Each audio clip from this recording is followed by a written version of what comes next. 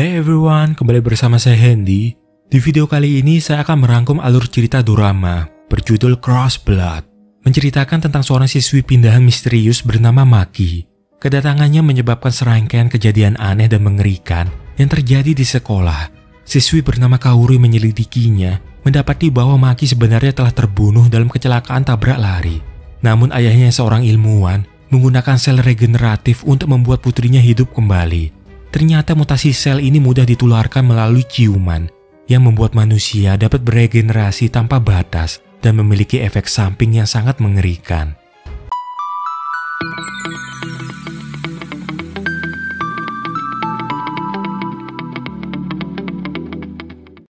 Di sebuah forum, Profesor Grossman ditemani oleh Profesor Seto menyampaikan suatu materi mengenai sel regeneratif manusia yang diaktifkan. Penelitian ini sudah dalam fase uji klinis dan bisa menciptakan ulang organ manusia. Di masa depan, manusia mungkin sudah mampu mengembalikan anggota tubuh yang hilang. Tapi semua ini tentu akan bertentangan dengan hukum alam. Di antara para peserta, ada yang meminta Profesor Seto membuktikan ucapannya tersebut. Ia kehilangan kaki dan juga keluarganya dalam sebuah kecelakaan. Andai hasil penelitian ini telah ada, itu bukan saja bisa memulihkan organ tubuhnya yang hilang, tetapi juga menyelamatkan istri dan anaknya. Ia tidak terima jika Profesor Seto menganggap kecelakaan itu bagian dari hukum alam. Mereka yang percaya pada alam perlu tahu betapa besar penderitaan dari orang-orang seperti yang dialami pria tersebut. Dengan memotong leher peserta lain, pria itu ingin membuktikan bahwa penelitian Profesor Seto hanya omong kosong belaka dan tidak sanggup menyelamatkan hidup manusia. Shin berpindah ke sebuah sekolah di mana wali kelas memperkenalkan seorang murid pindahan bernama Maki Togawa. Siswi bernama Aoi yang duduk di belakangnya merasa seperti mengenalnya, tapi dengan dingin Maki membantahnya. Saat ia memandang jendela di sebelah Kaoru, tiba-tiba saja ada gagak yang menabrak kaca hingga mati. Sedangkan Maki, ia justru tersenyum melihat kejadian itu. Kabar tentang keanehan Maki telah tersebar di sekolah, tapi Kaoru berusaha berpikir positif sebab mereka semua belum tahu apapun tentang Maki. Beberapa saat kemudian, Maki memilih duduk di sebelah Mai. Ia menceritakan kalau alasan kepindahannya terkait pekerjaan ayahnya. Mereka menganggapnya gila ketika mendengar bahwa ayah Maki berusaha bertindak seperti Tuhan, yang membuat semuanya terkejut. Maki tiba-tiba mimisan.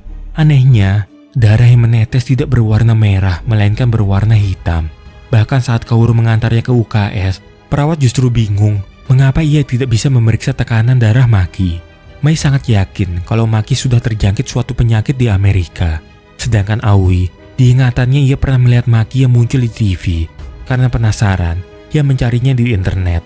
Tapi Aoi tidak menemukan apapun tentang Maki Togawa. Bisa jadi itu nama samaran dan bukan nama aslinya. Ketika melihat Maki yang datang, Mai langsung menantangnya balap lari. Sebab saat ini Mai yang memegang rekor sekolah. Maki pun menerima tantangan tersebut. Karena ia yakin jika bisa mengalahkan rekornya, maka itu akan memalukan bagi Mai. Dan apa yang dikatakan Maki itu benar. Di luar dugaan, ia menunjukkan kecepatan yang luar biasa, melampaui semua teman-temannya yang lain termasuk Mai. Akhirnya Maki yang memenangkan pertandingan. Hal tersebut membuat Mai semakin kesal padanya. Malamnya, Aoi yang penasaran mencari tahu tentang Maki. Ia akhirnya menemukan sebuah artikel tentang turnamen atletik SMA yang menunjukkan foto Maki yang menjadi juara 1 Tokyo dengan nama Seto. Keesokannya ia mengajak Maki berbicara kalau ia tahu segalanya tentang siapa diri Maki sebenarnya, mengenai rekor terbaiknya dan juga apa yang terjadi padanya di Tokyo. Sementara di luar gedung, Shinobu dan Chisa yang sedang asik berfoto sangat syok ketika menyaksikan tubuh Aoi tiba-tiba terjatuh dari atap. Ya, seketika itu juga membuat seluruh organ tubuhnya berantakan. Teman-temannya pun mengetahui kejadian itu melalui video yang diunggah oleh Shinobu. Ada suatu keanehan pada Aoi. Ia justru terlihat baik-baik saja. Bahkan ia sempat tersenyum dan melambai pada mereka, seakan tidak merasakan sakit. Tiba di hari di mana mereka diizinkan menjenguk Aoi. Mereka sangat heran melihat kondisi Aoi yang pulih dengan begitu cepat seperti sedia kala. Padahal kedua kakinya sempat patah dan kepalanya juga terbelah. Aoi sama sekali tidak mengingat apa yang terjadi pada dirinya. Ketika pulang, Kaoru merasakan kehadiran seseorang yang terus mengikutinya. Rupanya pria itu mengikutinya karena melihat seragam Kaoru yang sama dengan Aoi di video tersebut. Pria bernama Sawada itu merupakan seorang redaktur majalah bulanan berjudul Misteri dan Kebenaran. Ia ingin menanyai Kaoru untuk menyelidiki keanehan pada peristiwa tersebut. Ia sama sekali tidak bisa membayangkan bagaimana bisa seorang gadis jatuh 16 meter dari atap dan selamat tanpa luka. Ia percaya pasti ada suatu alasan yang menyebabkan Aoi bisa pulih dengan sangat cepat. Malamnya, Aoi menelpon Kaoru.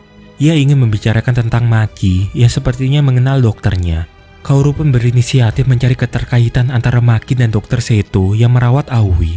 Setelah menghubungkan nama keduanya menjadi Maki Seto, akhirnya Kaoru menemukan fakta kalau Maki adalah pemegang rekor lari Tokyo yang sebenarnya sudah tewas dalam kecelakaan lalu lintas. Jadi pada malam kecelakaan, Maki yang berniat menemui Profesor Seto ayahnya harus tewas secara mengenaskan setelah ditabrak oleh dua mobil secara beruntun.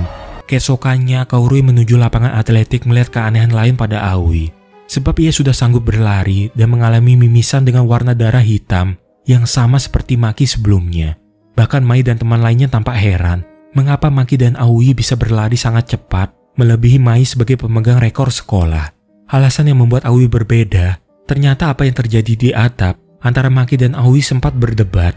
Aoi tahu rahasia Maki sebenarnya sudah meninggal, sedangkan Maki mengetahui kalau Aoi menjalin kasih dengan Ogasawara Sensei. Secara tiba-tiba Maki mencium Aoi, dan seketika itu ia mendorong Aoi hingga terjatuh dari atap. Sedangkan Kaoru, ia menemui Sawada untuk memberitahunya tentang siapa Maki dan juga ayahnya yang seorang profesor. Menurut Sawada, jika menyelidiki Profesor Seto, mungkin mereka akan mendapatkan sesuatu. Tapi setelah menemui Profesor Seto, tidak ada satupun informasi yang mereka dapatkan. Sebab Profesor Seto berusaha merahasiakan semua kebenaran. Esokannya, saat di toilet Maki dihampiri oleh Shinobu dan Chisa. Mereka ingin membuli Maki dengan cara mengancamnya. Tapi Maki yang sama sekali tidak merasa takut, langsung mencium Chisa dan membenturkan kepalanya ke wastafel. Shinobu yang melihat hal tersebut menganggap Maki bukanlah manusia. Ia tidak bisa berbuat apa-apa saat Maki menghabisinya. Teror hari itu yang diberikan oleh Maki belum usai. Ia menunggu Mai pulang dan mengetahui bahwa ibu Mai sedang sakit. Kepeduliannya itu didasarkan oleh ibu Maki yang 2 tahun lalu juga meninggal akibat kanker. Merasa penderitaan mereka sama, maka Mai mempersilahkan Maki masuk ke dalam rumahnya. Namun di dalam, Mai terkejut melihat Maki yang mencium ibunya. Alasannya karena Maki belum bisa melupakan tentang ibunya. Di dalam dirinya, Maki selalu bertanya mengapa ia tak bisa memiliki kehidupan normal. Ia tidak ingin diselamatkan jika harus menjadi kelinci percobaan ayahnya. Ternyata Profesor Seto menjadikan putrinya sendiri sebagai subjek penelitian manusia pertama demi menyelamatkan hidup Maki. Profesor Seto tidak rela harus kehilangan putrinya di saat sebelumnya ia telah kehilangan istrinya. Ia sendiri tak menduga kalau eksperimennya berhasil tanpa mengetahui apa efek sampingnya. Dari video yang ditunjukkan oleh Sawada, Kaoru mengetahui bahwa ada ilmuwan Amerika yang merupakan rekan Profesor Seto melakukan penelitian tentang regenerasi menyeluruh dalam tiap sel manusia. Menurut Sawada, bisa jadi kemampuan regenerasi itu dapat menular. Jika terbawa udara, virus dapat menular cepat dalam beberapa hari. Namun jika tingkat infeksinya rendah, itu akan membutuhkan kontak fisik. Misalnya melalui ciuman yang bisa jadi sebuah cara penularan. Sementara Mai, ia kaget melihat ibunya yang tiba-tiba pulih dan bisa beraktivitas normal. Mai sama sekali belum tahu kalau ibunya pulih karena sel regeneratif yang ditularkan oleh Maki sebelumnya. Sedangkan Profesor Seto, ia akhirnya mengetahui kalau antara sel di tubuh Maki sangat identik dengan yang ada di tubuh Aoi. Ini di luar dugaan kalau hal tersebut bisa menular ke manusia lain. Untuk itu ia memerintahkan Tachibana asistennya untuk menghancurkan semua sampel dan data yang mereka miliki. Semua kekhawatiran Profesor Seto benar. Dari Profesor Grossman di Amerika, ia telah menguji sel tersebut pada tikus dan menyaksikan tikus tersebut hidup kembali beberapa saat setelah mati. Selain itu, mutasinya bisa ditransfer ke tikus lainnya. Mereka akan terlihat lebih agresif ketika mencari inang baru untuk menularkannya. Merasa sel di dalam tubuh Maki berbahaya, maka Profesor Seto berusaha mencegahnya berkeliaran supaya tidak menulari orang lain. Namun Maki memberontak, sebab ia merasa tubuhnya normal dan ia berhak melakukan apapun yang ia inginkan. Tanpa sepengetahuan Profesor Seto, Tachibana asistennya pergi menemui Sawada. Ia memperingatkan bahwa Maki akan sangat berbahaya bagi semua orang di sekelilingnya, sebab ada kemungkinan ia bisa menginfeksi orang lain. Oleh karena itu, Tachibana meminta Sawada terus mengawasinya. Keesokannya, Maki tampaknya tertarik dengan guru baru mereka yang saat itu sedang hamil. Tentu Kaoru jadi curiga pada Maki yang sepertinya memiliki sebuah rencana, sebab ini pertama kalinya dia tertarik pada suatu hal. Selain itu, secara tiba-tiba Maki mendatangi Sawada. Ia ingin tahu mengapa selama ini Sawada menyelidikinya. Bahkan Maki tahu kalau Sawada menyukai Kaoru. Ia terus saja menggoda Sawada dan mengatakan kalau dirinya lebih baik dari Kaoru. Kemudian meminta dia menciumnya. Tapi Sawada berhasil menghindar. Dari situlah mereka tahu kalau Maki menggunakan ciuman untuk menginfeksi orang lain. Sedangkan Mai yang baru saja pulang mendapati keadaan rumahnya sangat berantakan. Yang lebih mengejutkan, kondisi wajah ibunya tampak menua. Ibunya yang tidak dapat mengendalikan mutasi sel di tubuhnya dan ingin mencari inang baru langsung mencium Mai, yang seketika itu juga jadi turut terinfeksi. Profesor Seto pun memeriksa kondisi ibu Mai. Ini pertama kalinya mereka melihat tubuh yang menua lebih cepat akibat mutasi sel. Kemungkinan mutasi awal bisa terjadi lebih lambat pada orang dewasa. Tachibana yang khawatir membujuk Profesor Seto untuk meminta bantuan kepada pihak berwenang. Tapi Profesor Seto justru menolak, sebab hal ini akan berbahaya jika sampai bocor ke publik dan dimanfaatkan oleh orang yang tidak bertanggung jawab. Namun Profesor Seto menemukan barang bukti penelitian yang dibawa oleh Tachibana. Padahal sebelumnya ia sudah menyuruhnya untuk menghancurkan barang bukti tersebut. Mereka saling berebut tas dan tidak sengaja Tachibana terjatuh hingga membuatnya koma. Di tempat lain, Ogasawara Sensei mendatangi gedung olahraga. Ini adalah permintaan Aoi yang ingin mengajaknya bertemu. Tapi Aoi malah menginfeksi Ogasawara yang akhirnya ditemukan dalam kondisi gantung diri. Akibat sel mutasi pada orang dewasa yang lambat, menyebabkan Ogasawara tidak mampu bangkit. Dokter yang menanganinya sempat menyuntikkan formalin ke tubuh Ogasawara, kemudian mengkremasinya. Keesokannya terlihat Maki dan Mai mendadak akrab. Kaoru tahu kalau sebenarnya Mai telah terinfeksi. Antara Maki dan ayahnya kembali berdebat. Apa alasan ayahnya menghidupkan Maki kembali? Karena ayahnya takut ditinggal sendiri. Sebab jika tidak ada Maki, artinya ia tidak memiliki siapa-siapa lagi. Bagi Maki, bukan tubuh seperti ini yang ia inginkan. Ia berharap bisa hidup normal seperti orang lain. Maki sangat membenci ayahnya, yang selalu memperlakukan dirinya seolah-olah monster dan bukan sebagai putrinya. Demi membalas perlakuan ayahnya, ia akan terus menginfeksi orang dan tidak akan ada yang bisa menghentikannya. Dari bekas tamparan Maki, ada darah hitam di sekitar wajah Profesor Seto. Maki pun mendatangi gurunya yang baru saja melahirkan. Alasannya karena ia berniat menginfeksi bayi tersebut sebagai hadiah darinya. Profesor Seto akhirnya turut terinfeksi, tapi selagi bisa mengendalikan dirinya, ia terus melakukan penelitian menggunakan tubuhnya sendiri. Berdasarkan hasil pemeriksaan jasad Ogasawara yang saat itu akan dikremasi, ditemukan solusi untuk menghentikan regenerasi selnya, yaitu dengan menggunakan formalin atau larutan pengawet jenazah. Keesokannya diadakan karyawisata sekolah. Tampaknya Maki bersama para siswi yang telah terinfeksi membentuk geng sendiri. Kaoru yang khawatir dengan teman-temannya terpaksa tidak tidur selama perjalanan. Ia terus mengawasi Maki yang bisa saja sewaktu-waktu menginfeksi Kaoru ataupun teman-temannya. Ketika mereka tiba di tempat tujuan, lokasi tersebut sama sekali tidak ada sinyal. Bahkan wifi pun tidak ada. Yang membuat Kaoru kaget, ternyata ia malah sekamar dengan Maki. Selain itu, gurunya memberi info kalau terjadi tanah longsor di dekat sana. Jadi para murid dilarang meninggalkan gedung. Sementara Sawada, ia dihubungi oleh Profesor Seto untuk bekerja sama dengannya. Tentu Sawada heran, kenapa Profesor Seto yang sebelumnya merahasiakan semuanya, sekarang justru membutuhkan bantuannya. Oleh karena itu, Sawada pergi menemuinya. Namun yang ia temukan adalah Profesor Seto yang telah meninggal dunia. Ternyata ia memutuskan mengakhiri hidupnya sendiri dengan cara menyuntikkan formalin. Hal itu ia lakukan sebelum dirinya berubah menjadi agresif dan dipengaruhi hasrat menginfeksi orang lain. Ada petunjuk yang ditinggalkannya di dalam alat perekam dan juga tas berisi formalin. Menurutnya apa yang dilakukannya adalah dosa besar karena telah mengganggu kuasa Tuhan serta mengubah jalan alam. Semua itu terjadi karena ia putus asa dan ingin menghidupkan kembali putrinya. Satu-satunya tujuan dari sel bermutasi adalah menyebarkan infeksi. Jika infeksi ini tidak segera dihentikan, maka sejarah manusia akan berakhir. Oleh karena itulah Profesor Seto membutuhkan Sawada untuk menghentikan Maki sebelum terlambat.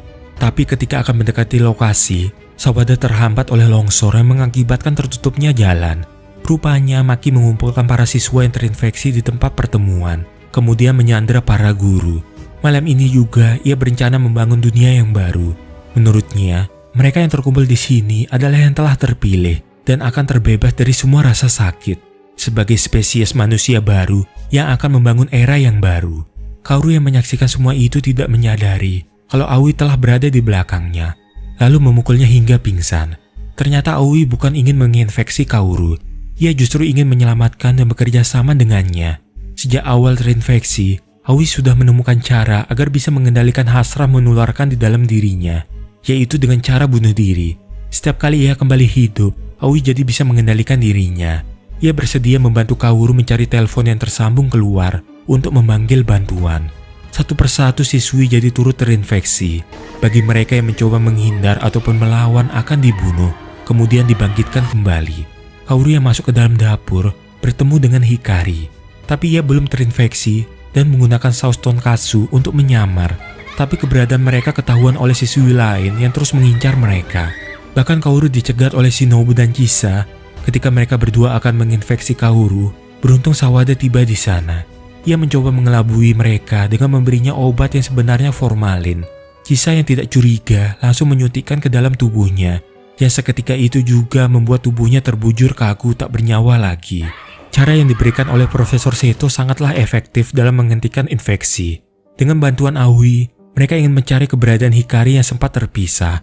Namun sialnya, ia malah bertemu dengan Mai. Melihat gelagat aneh Aoi, Mai jadi curiga padanya, yang dianggap berusaha menghentikan mereka. Sedangkan Kaoru, ia menemukan Hikari. Tapi kali ini, Hikari telah benar-benar terinfeksi, yang berniat menjadikan Kaoru seperti mereka.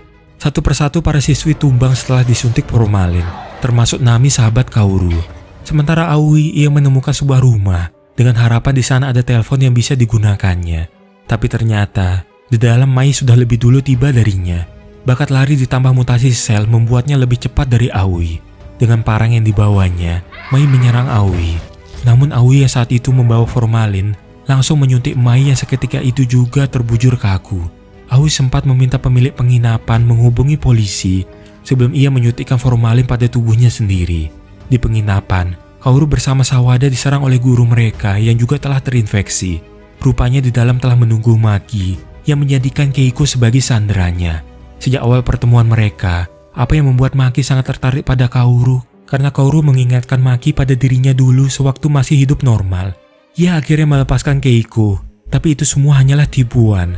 Ternyata Keiko sebenarnya sudah mati. Dan orang yang sangat ingin Maki jadikan sandera adalah Sawada. Sebab ia tahu kalau mereka berdua saling menyayangi. Sebenarnya Maki terpaksa menjadi seperti ini karena ayahnya telah mengacaukan hidupnya. Ia memberi pilihan pada Kaoru kalau Maki bisa membiarkan Sawada tetap hidup dengan cara menciumnya ataukah membiarkannya mati. Tapi Sawada mengeluarkan alat perekam yang berisi rekaman suara Profesor Seto. Ayahnya meminta maaf pada Maki karena tak sanggup menerima kematiannya. Waktu yang ia habiskan bersama putrinya adalah hal yang paling berharga baginya. Ia sangat menyesal telah menahan Maki di dunia ini dan telah membuatnya menderita. Tapi bagi Maki, semua ini sudah terlambat. Ia akan membuat semua orang menderita seperti dirinya. Untuk mencegah Maki, maka Kaoru memilih hidup yang sama seperti Maki. Hal tersebut membuat Maki melepaskan Sawada dan berniat menginfeksi Kaoru.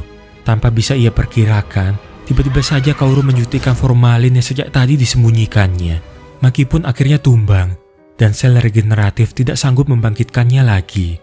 Di sebelahnya tergeletak foto-foto kenangan bersama orang tuanya yang selalu dibawa Maki.